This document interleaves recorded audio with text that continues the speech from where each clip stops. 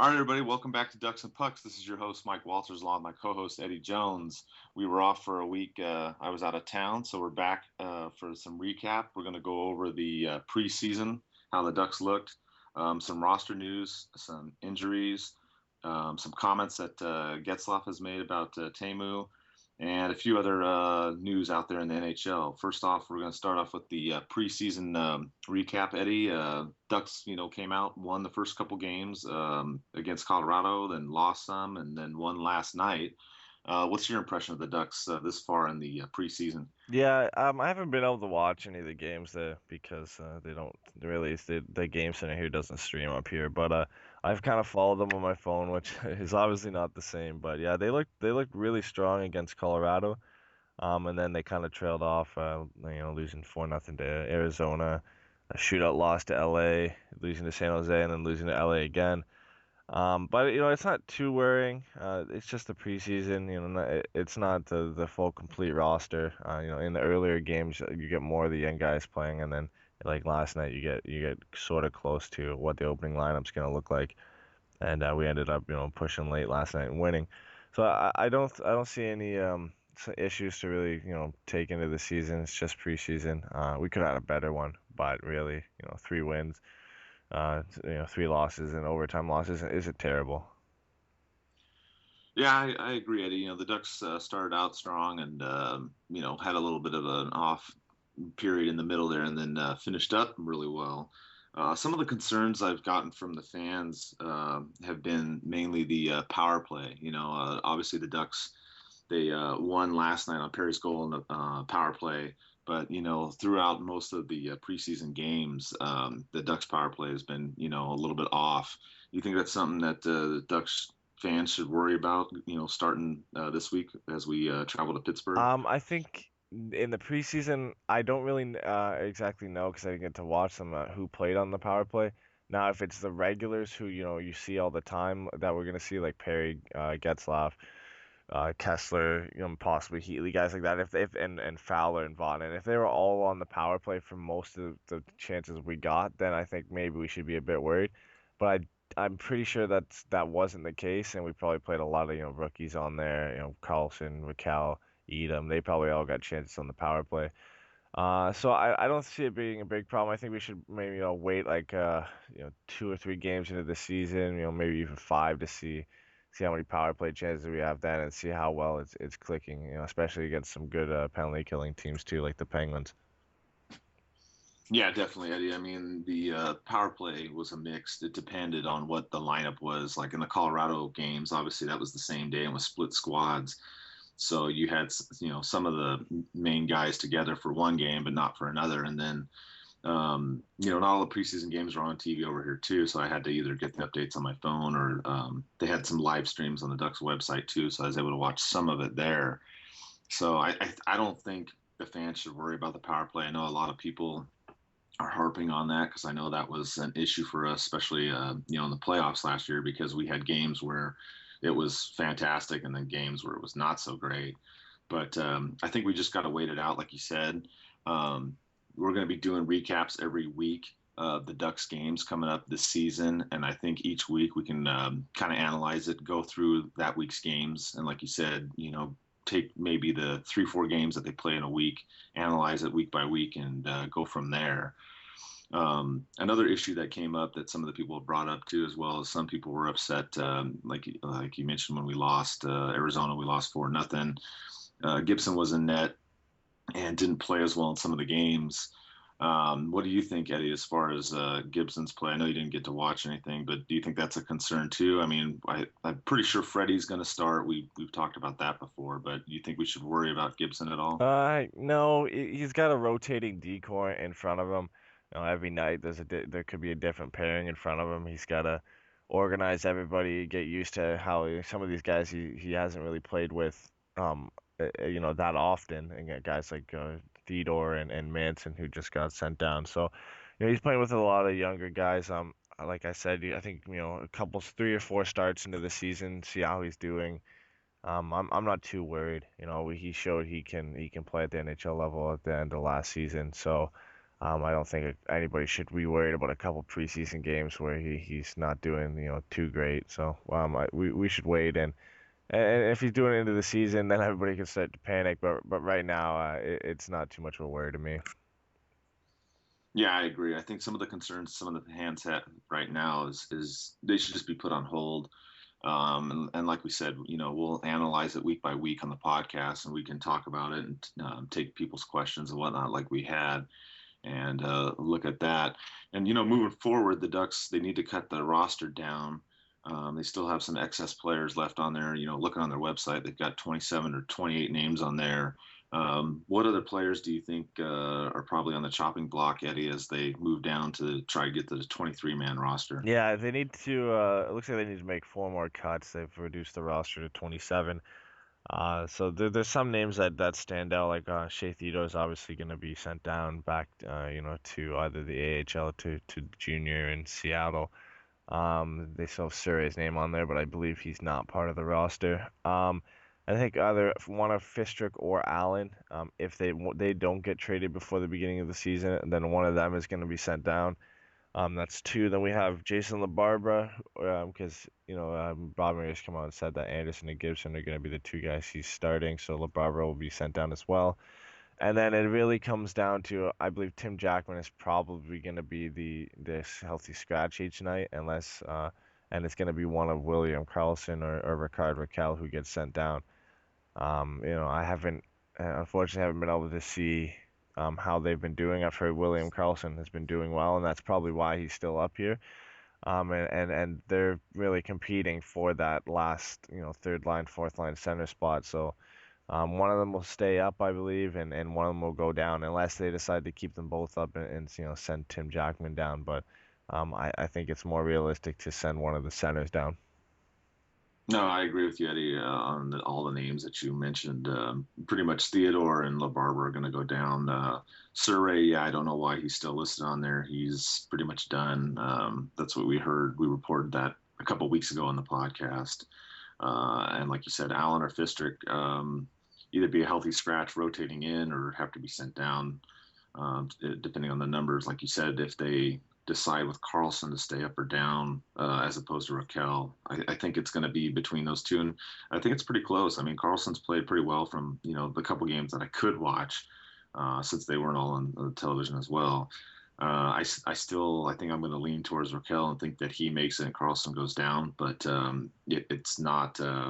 It's not that great of a difference. I mean, Karlsson's played pretty well, so I wouldn't be too surprised if he did stay up there. But I still think Raquel makes it. Um, and other news too, the Ducks sustained some injuries too in the preseason, which have caused concern with Heatley, Palmieri, and then Fowler recently in practice. What do you think about the injuries, Eddie? Yeah, they don't seem to be too serious. Palmieri, I haven't heard much about lately.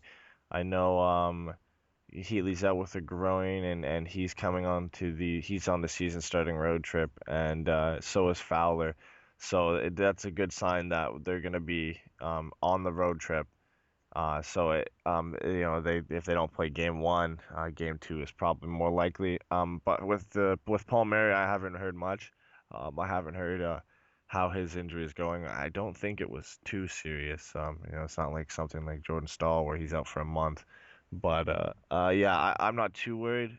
It would be nice for them to play in game one. I'd love to see Fowler start game one, and Danny Heatley get going strong on the first line. But if he's out, Maroon will step in. They'll bring in one of Allen or Fistrick to fill Fowler's spot, and Palmieri spot will probably get filled by Tim Jackman. So if all three of them are out, we have some guys who can come in. Not as good, but we have guys to replace them at least. Yeah, it seems like the word from the Ducks is that all three of them should be ready to go for the season opener coming up this Thursday on the road at Pittsburgh. So hopefully they'll all be in there.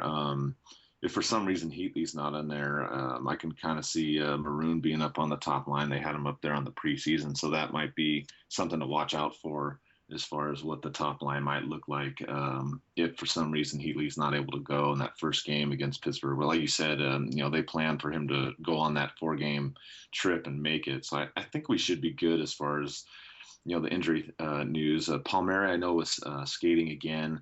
and doing better. And then Fowler, I don't remember exactly what happened, but they said that it was some kind of a freak kind of a play or something Boudreaux had mentioned in his comments to the press, but that he wasn't too worried that he'd be out for a long period of time. So hopefully we're good to go, Eddie. And we start that first game against Pittsburgh, which that's gonna be a tough one, but it's definitely one that the Ducks can win and get going. Yeah, exactly. And like you said, with Maroon, he's been skating on the top line with Heatley's injury in practice. So it looks like if Healy can't start, Maroon's gonna play there. And that'll be nice to see him get a chance too from now and then. So we know kind of now more concrete with how lineups are gonna set up if guys get hurt. It looks like Heatley's the number one guy that he wants on the first line. But if Healy goes down, Maroon's there. So that looks like DSP and a couple other Bolesky, a couple other guys we had possibles for the first line are going to be playing on different lines.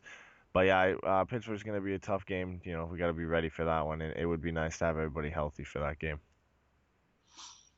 Yeah, and in other news too, we had that story that we talked about with Tamu and his comments on the last podcast, which we kind of talked at for a while, but resurfaced again. There were some comments came out from the captain Getzlaf that he wasn't too happy. And what's your take on Getzlaf's comments, Eddie? Yeah, just in case everybody didn't hear them, I'll read off some of the comments that he said on the Jim Rome show. So he said, I was pissed off to tell you the truth. It wasn't great. I thought it was kind of unnecessary for him to come out and say something like that. And that was, kind of what we said when we talked about this a couple pods ago. We thought it was kind of unnecessary for him to say some of the things he said in his book. Getzlaf continues and he says, Timu doesn't know everything that goes on. He doesn't know how many times I've had conversations about him in the last 2 years to help him to try and get him where he wanted to be. He continues to say, I'm the captain of the hockey team, not the captain of one player. I have to kind of weigh in where my voice is going to be heard and where it's not. There are times where I have to step away and just let our coaches and GMs make the decision and go with it. It's not really my job. So, he seems to be a little put off by how, some of the things that Solani has said, just kind of like, most of the fans have been. Everybody was put off with how like the type of comments Solani put out there, and we thought they were unnecessary. He obviously echoes the same thing, and it's kind of disheartening to hear this because it's obviously affected Getzlaf, and this is the one thing we didn't want to happen. We didn't want this, Timo thing to affect the locker room, and it's obviously affected Getzlaf in a way. I think Getzlaf's a professional, so I don't think that he's going to carry this into his game, and even if he did, he's a good enough player that you wouldn't recognize it. But yeah, it's kind of disheartening to hear, but I think he'll be okay going into the season. Yeah, I agree, Eddie.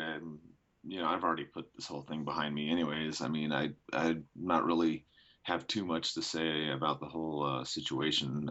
For me, I'm pretty much over it. I'm ready to go. I'm not really mad at Tamu. I mean, yeah, I think that maybe the timing and maybe some of the things could have been, either said at a different time or not said at all. But I mean, he wrote his book and voiced his opinion, and I mean, at least he spoke the truth. I give him that, even though maybe some of the comments weren't necessarily warranted.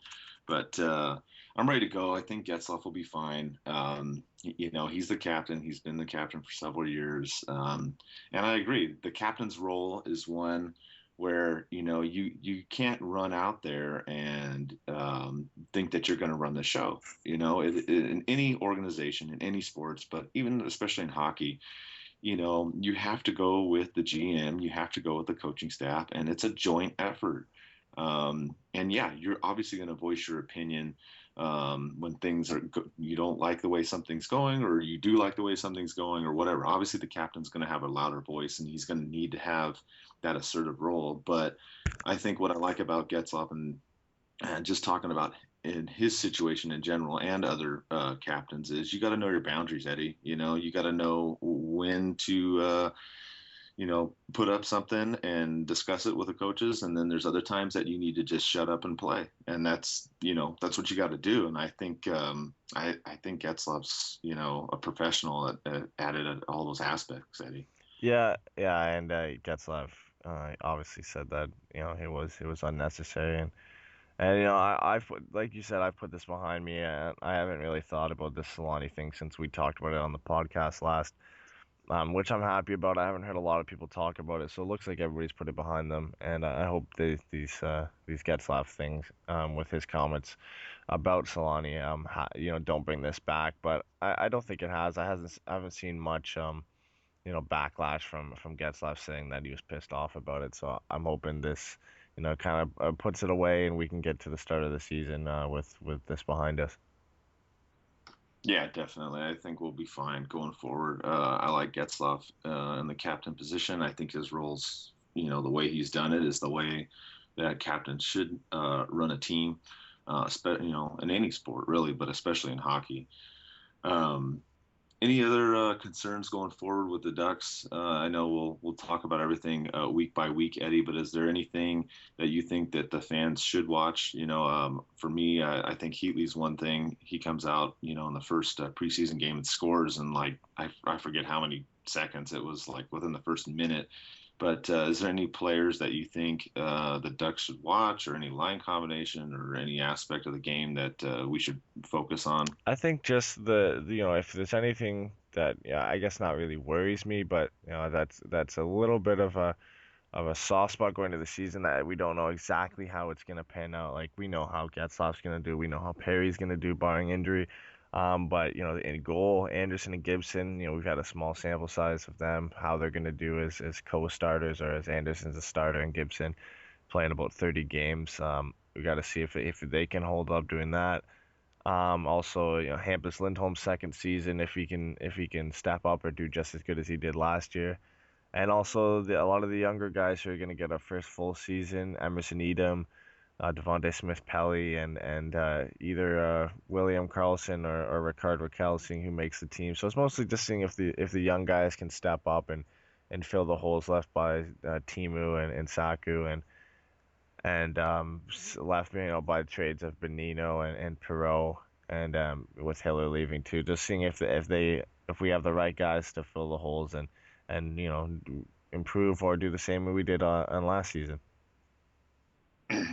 Yeah, I agree, Eddie. The aspect that I think that the fans should watch, number one, I know, like we mentioned before earlier, was the power play and the goalie situation, but for me, it's the face-offs, and that's what we got to watch. Game one against Pittsburgh, and then the other 2, 3 games on the road, and see how the face-offs go. And I'm this is just me making a prediction. Not, I usually don't do this, but if the Ducks win the face-off battle, and I don't mean by 1 or 2 face-offs, but if they, win it by a substantial margin, I think the Ducks have a great chance to start, winning all the games. I mean, we talked about it last year how the Ducks didn't win as many faceoffs, and they were still winning games. So for me, I think if the Ducks even win more faceoffs, I think the power play is going to go up, and I think they're going to be able to draw more penalties against the other team because they're going to win, sustain more offensive pressure.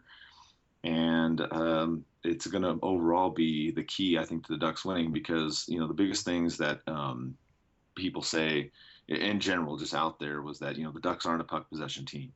And that was, losing the faceoffs was a big part of that because you lose it. Now you're chasing the puck. You got to change the lines, do whatever you got to do to go back and reset the team, get the puck back.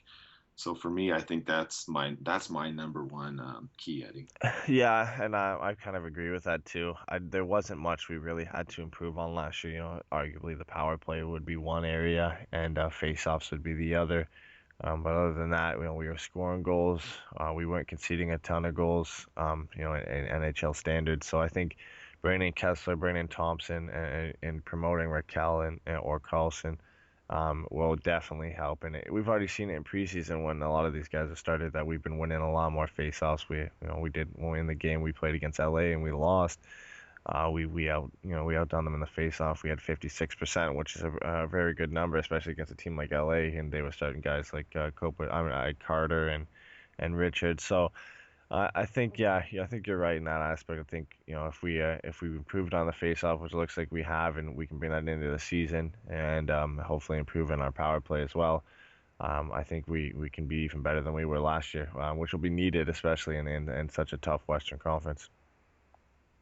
Yeah, and we've talked about this too. The Western Conference has just gotten that much stronger, especially at the center position. I think that's what Murray, excuse me, what Murray and Boudreaux realized, and that's why they went out and got more centers and getting Thompson and Kessler, to fill those holes with Koivu being gone and Perot being gone, as you mentioned. So I think the center spot, obviously, because ties into the faceoffs, is a key for the fans to watch too. Watch how the Ducks do.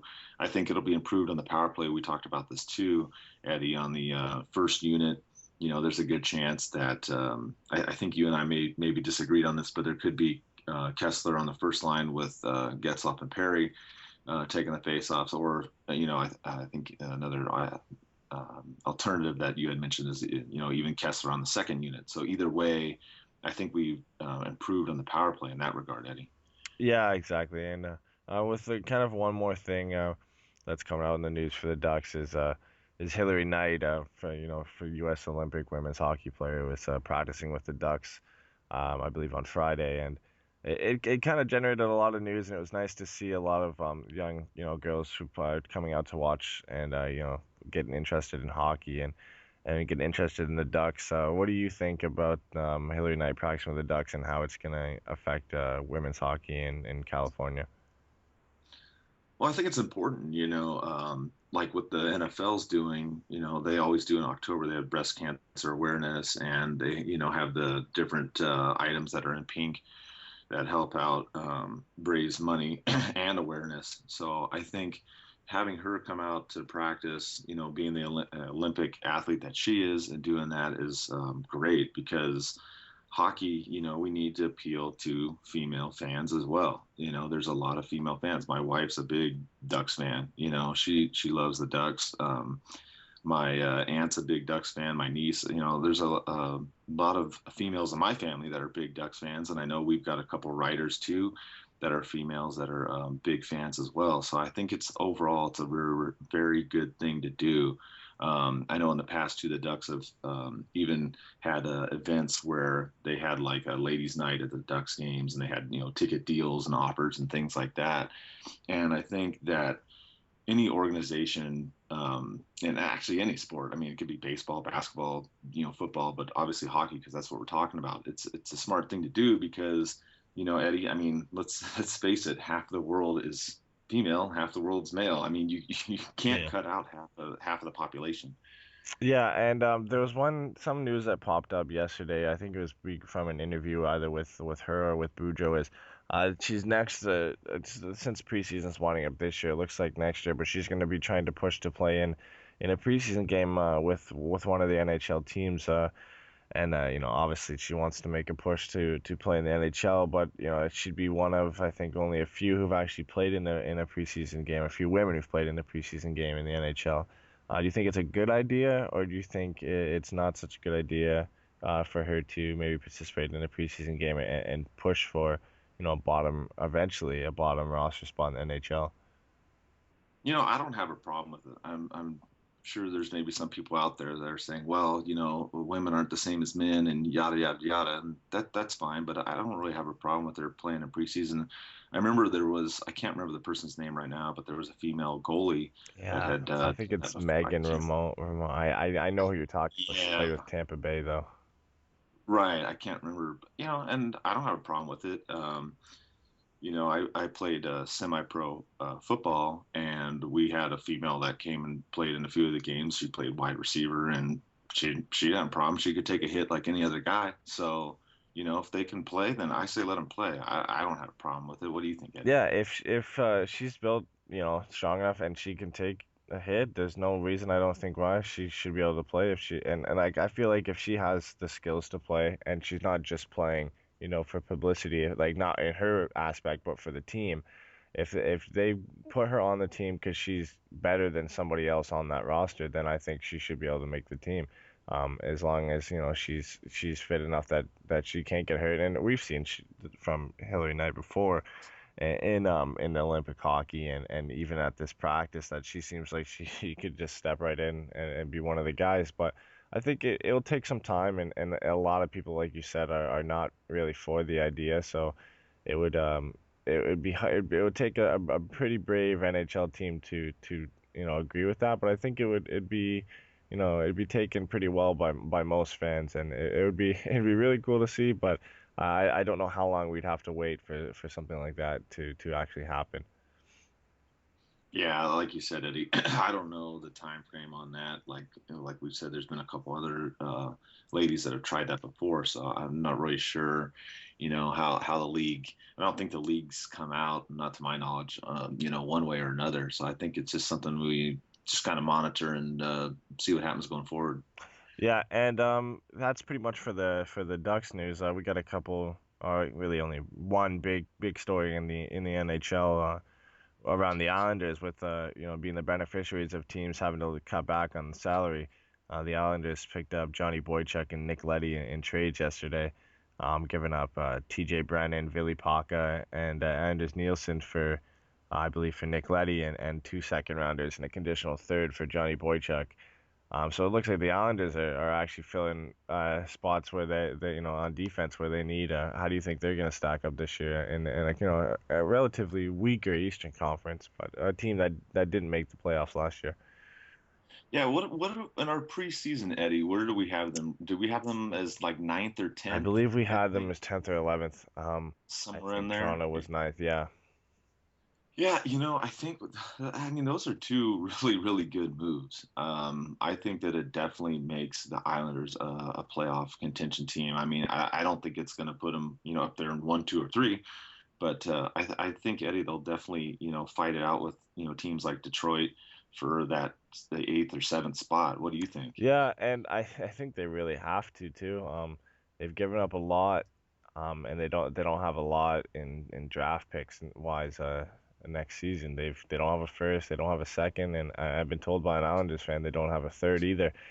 So they've got to make the playoffs, and they have obviously shown that with a push to pick up these two players. They're the beneficiaries, like I said, of teams needing to get under the cap. I think Nick Leddy's a great young defenseman. Johnny Boychuk's been there, done that, so he's going to help them there. Having John Tavares back, healthy for a full season, is going to be good for them too. So I think with they've made the playoffs with a worse team, but I think they can actually make the playoffs with a better defense like this. They've got a guy like Johnny Boychuk who's going to help out Nick Leddy and Travis Hamonic and Nick Leddy, if comes out and has a great offensive season for them, 30, 40 points, and John Tavares does what he can do, I think there's no question that they can, slip in sixth or seventh in the Eastern Conference. Yeah, I agree. I think they got a lot stronger with those two additions moving forward, and definitely gonna, pay a little bit more closer attention to the team this year. I think they'll make the playoffs after those moves for sure. And basically going forward, so everybody knows, each week we're gonna preview and recap the games. Obviously, coming up this week, the Ducks only have two games. They got the Pittsburgh Penguins on the 9th on the road on Thursday, and then they're going to come to Detroit on Saturday. Any predictions, Eddie, on those two games as we kind of look for the first week of the season to start here? I think they're gonna be tough. Pittsburgh's gonna be a real challenge. But they've got the new coach, the new GM, I believe, as well. So we're gonna have to. I don't think the GM's really gonna affect how they do, but how the new coach, deals with Crosby and Malkin, and it looks like, even though Crosby and Malkin didn't play much in the preseason, just with some nagging small injuries, it looks like they're gonna both start. And new guy Patrick Hornquist. They've got Letang back. They've got Fleury, who usually does well in the season. I think the Penguins game is going to be a hard one, especially on the road, and obviously the Detroit one is going to be hard too. I think we can pick up wins, but we have to be pretty solid. I'm more afraid of Pittsburgh than I am of Detroit, but you can't sleep on Detroit when both Datsuk and I believe Zetterberg are both back healthy. So they're going to be some tough games, and hopefully we can start the season 2-0. Yeah, I agree. I think the Ducks come out of those two probably. I want them to come out 2-0, but I wouldn't be surprised if it's 1-1. Like you said, I mean Pittsburgh is going to be tough, but Detroit's tough too. They always play the Ducks tough, and we know that.